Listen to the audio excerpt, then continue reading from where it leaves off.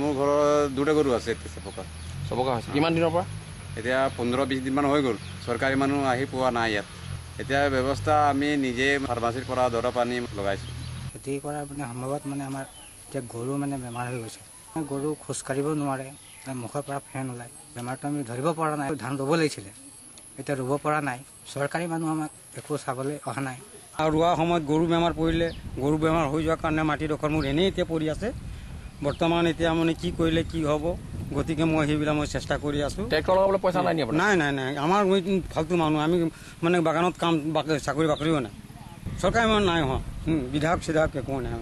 গৰু আছে 5টাও গৰু বেমাৰ পৰি আছে। মোৰ 13 বিঘা মাটি ৰোৱাই নাই, 1 বিঘা ৰোৱাই নাই। খুৰা বেমাৰ হৈছে আৰু ভৰিবোৰ অকৰা হৈছে। বৰ্মন ছাৰ, আপুনি আহি অন্তত মেকিপুৰত অলপ চিকিৎসাৰ ব্যৱস্থাটো কৰক। খেতিৰ কাৰণে বৰ অসুবিধা হৈছে। গগৈ ছাৰ, আপুনি আহকচোন, কাৰণ আপোনাৰ চৰকাৰী হেৰি আহি চিকিৎসা কৰকচোন। শাওণ মাহত মানুহৰ কিমান অসুবিধা হৈছে। গৰু মহৰ বেমাৰ, চবকা বেমাৰে গৰুবিলাকক বেছি আক্ৰান্ত কৰে। যিহেতু খেতিৰ সময়, খেতিয়কসকলৰ কাৰণে এটা বৰ দুখ লগা বিষয় হৈ পৰিছে। বৰ চিন্তাত পৰিছে যে গৰু বেমাৰ হৈছে। এতিয়া গৰুৱে খেতি হাল কেনেকৈ বাব, অতি দুখৰ বিষয়। ইয়াত এটা স্থানীয় প্ৰশাসন আছে বা বিভাগীয় কৰ্তৃপক্ষ আছে, পশুপালন বিভাগ। এই পশুপালন বিভাগে আজিলৈকে কোনো এখন গাঁৱত বা বাগান অঞ্চলত পৰিদৰ্শন কৰা নাই। আমি ইতিমধ্যে জানিব পৰা মতে চৰকাৰ ফালৰ পৰা আমাৰ স্থানীয় প্ৰশাসনত তেনেকুৱা গৰু বেমাৰৰ কিবা দৰৱ যোগান নাই।